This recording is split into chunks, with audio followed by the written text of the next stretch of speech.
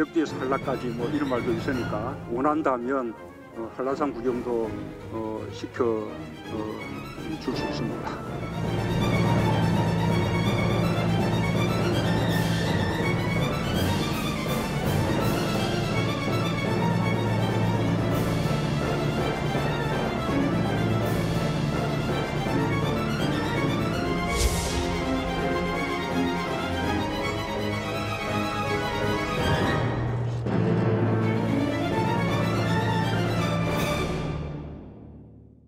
네, 첫 순서는 정치의 와호장룡 시간입니다. 금태섭 더불어민주당 의원 그리고 이태규 바른미래당 의원 나오셨습니다. 어서 오십시오. 반갑습니다. 이 의원님은 오전에 정당 정책 토론에도 네, 그래서 오전에 나오셨더라고요. MBC에 여기 나왔습니다. 몸을 좀 푸셨을 것 같습니다. 자, 정부가 북한에 이제 제주산 감귤을 보냈어요. 총 200톤이고요. 군수송기 4대로 제주에서 평양 순환공항으로 수송을 했는데 오늘까지 지금 갈 텐데 말이죠. 금 의원님, 일단은 지난번 북측이 선물한 송이버섯에 대한 답례다. 이렇게 지금 정부가 설명을 하고 있죠. 예, 그렇습니다.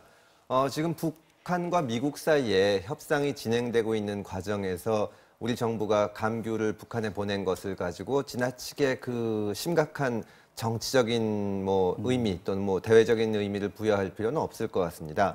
지난번에 저희가 송이를 받았기 때문에 답례로서 주는 것으로 보면 될 것 같고요.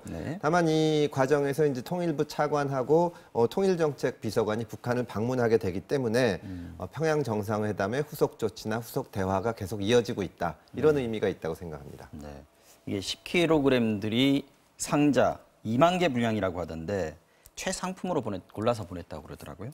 송이버섯하고 금액도 맞춰서 이렇게 고려를 했다고 하는데 아까 금 의원님은 크게 과잉 해석할 필요 없다라고 얘기하지만 말들이 많이 나오지 않습니까? 단순한 답례 이상이다 이렇게 얘기하는데 이 의원님 생각은 어떠세요?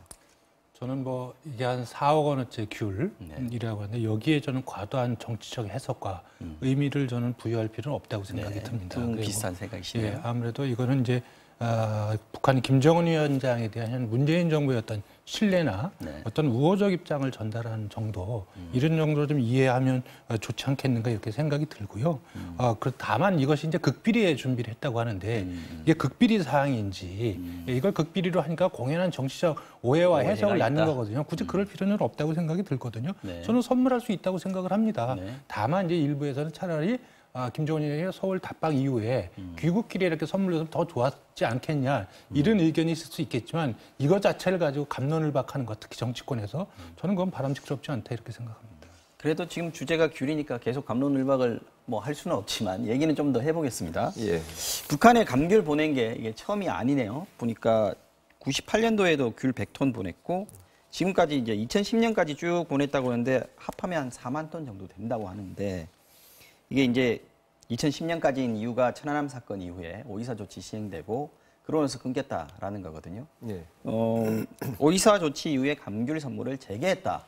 이런 의미도 좀 있을 것 같은데 말이죠. 오이사 조치는 이제 대북 제재인데요. 이번에 감귤을 보내는 것을 대북 제재와 연결시키는 것은 너무 지나친 비약이거나 거의 억지에 가깝다고 생각을 합니다. 다만 평양 정상회담을 갖고 또 그쪽에서 선물을 보냈기 때문에 그 연장선상에서 우리도 답례를 하는 것이고요. 이것을 가지고 북한에 대해서 무슨 식량을 지원했다거나 경제 지원으로 연결시켜서 비판을 하는 것은 아주 정상적인 교류 과정을 이제 왜곡하고 남북한에 무르익고 있는 대화 성과를 되돌리려는 것이 아니냐 그렇게밖에 말씀드리기가 좀 어렵습니다.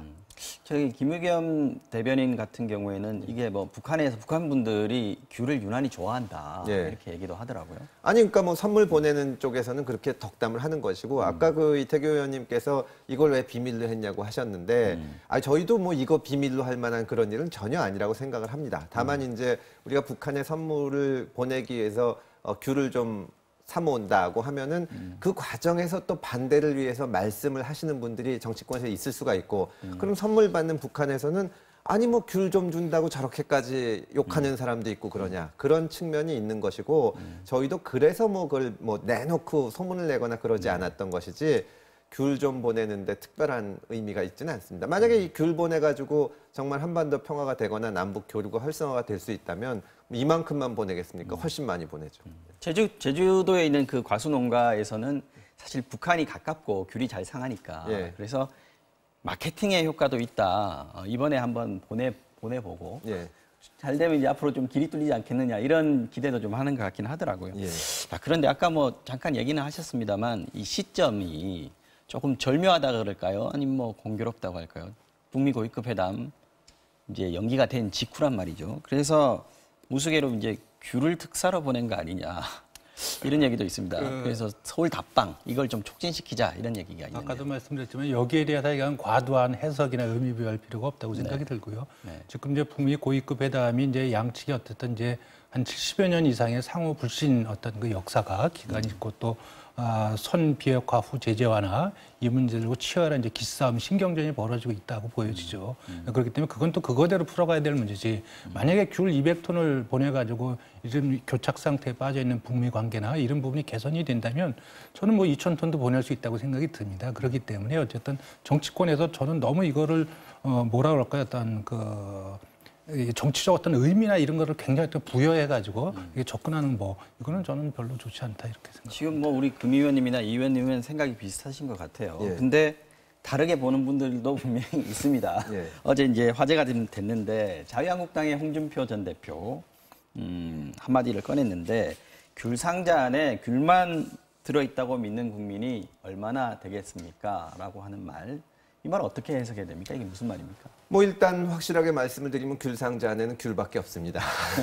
워낙 많은 분들이 그 홍 전 대표님의 이 발언에 대해서 비판을 했기 때문에 제가 뭐 더 얹어서 비판을 하지는 않겠습니다. 다만 이제 저희가 무슨 비밀리에 북한을 경제 제재를 회피해가면서 지원했다거나 하는 것은 아니고 공개리에 선물을 하는 것인데 이것을 가지고 뭐 뒤에 숨은 의도가 있다든지 숨겨진 경제 지원이 있다든지 하는 식으로 비판을 하면 저희 입장에선 사실 그런 비판은 얼마든지 걱정이 안 됩니다. 왜냐하면 전혀 사실에 근거하지 않은 것이기 때문이고요.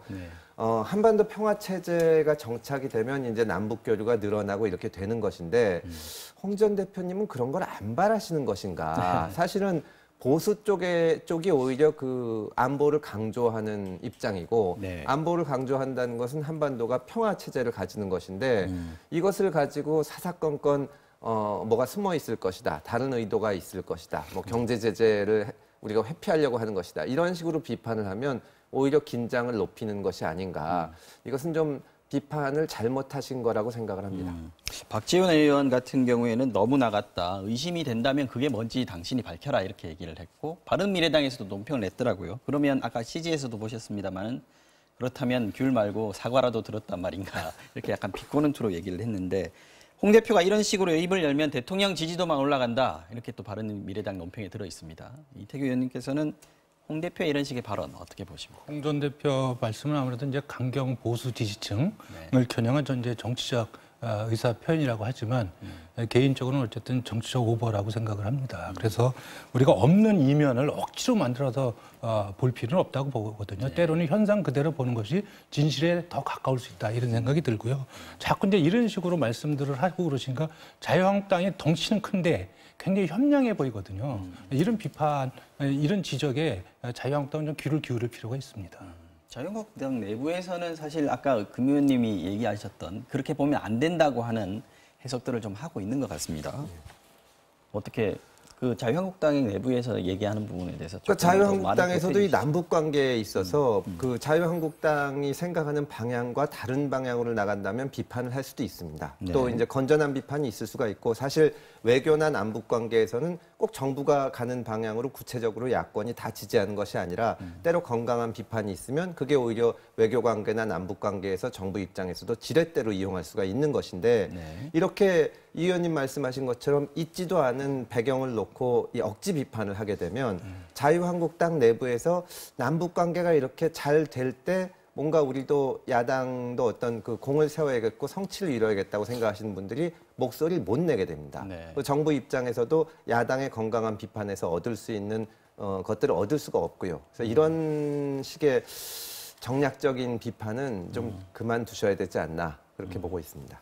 자, 좀 다른 맥락의 얘기를 좀 해보겠습니다. 지금 청와대에서 이낙연 총리나 임종석 실장의 위상이 굉장히 높아졌다. 이런 얘기들이 좀 나오고 있습니다. 특히 이번에 임 실장 같은 경우에는 통일 분야, 남북 외교 분야에 관련해서는 굉장히 입지를 굳혔다라는 평가가 나오고 있고 이 총리 같은 경우에 이번에 인사에서 홍남기 경제부총리를 첨가한 사람으로 청와대에서 밝히기도 해가지고 이 총리가 확실하게 내각을 좀 핸들링을 하고 있는 거 아니냐 이런 얘기들이 있는데 이 의원님 어떻습니까 지금? 아무래도 그 차기 여권 네. 그 주자 여론조사에서 이낙연 총리가 조금 유력한 네. 주자로 거론되고 그러니까 아마 더 또 정치적 의미 부여를 이렇게 언론에서 하는 것 같은데 어느 정도는 일정 부분 저는 의미가 있다고 봅니다. 특히 이 국무총리가 그 국무위원을 이렇게 천거하는 것 자체, 네. 그건 헌법 정신에도 맞고요. 네. 또 책임 총리 취지에도 저는 바람직하다고 생각이 듭니다. 다만 이번에 이제 천거한 부분이 정말 다른 후보와의 경쟁을 뚫고 관철시킨 것인지, 아니면 마땅히 대안이 없는 상태에서 청와대가 수용한 것인지, 이건 뭐 조금 더 들여다볼 필요가 있다고 생각이 들고요. 네. 총리의 어떤 인사 권한이 커지는 것은 저는 이제 권력 분산 문제, 또 총리의 그 권한 강화 차원에서 바람직하다고 생각이 들고요. 또 대통령께서도 저는 이제 그만큼 그 정치적 리스크나 데미지 관리에도 저는 도움이 된다고 봅니다. 권력을 이렇게 분산하는 부분들은. 네네. 다만 이제 총리께서도 본인의 인사 권한이 이름이 커질수록 자기 자신에 대한 책임도 더 커진다는 거, 이것도 또 유념하실 필요가 있다 이렇게 보고 있습니다. 알겠습니다. 지금 뭐 이게 어쩔 수 없이 자연스럽게 차기 대권 구도 얘기가 나올 수밖에 없는 상황이에요. 뭐 청와대나 정부에서 지금 임 실장이나 이낙연 총리가 대권 후보로 중에 하나로 거론을 되고 있는 상황이고 이낙연 총리 같은 경우에는 지금 뭐 잠정적인 여론조사에서 2위를 달리고 있는 그런 상황입니다. 지금 차차기 대권 구도 이게 뭐 좀 성급하긴 합니다만은 어떻습니까? 뭐 대통령 임기가 아직 2년도 채 안 지났는데 차기를 넘어서 차차기 얘기까지 나오는 것을 그렇죠. 보면 좀 네. 약간 웃음이 나옵니다. 다만 이제 문제는 뭐냐면 저희가 야당일 때는 여러 의견을 낼 수가 있는데 여당일 때는 이 문재인 정부가 성공해야만 차기나 차차기가 의미가 있는 겁니다.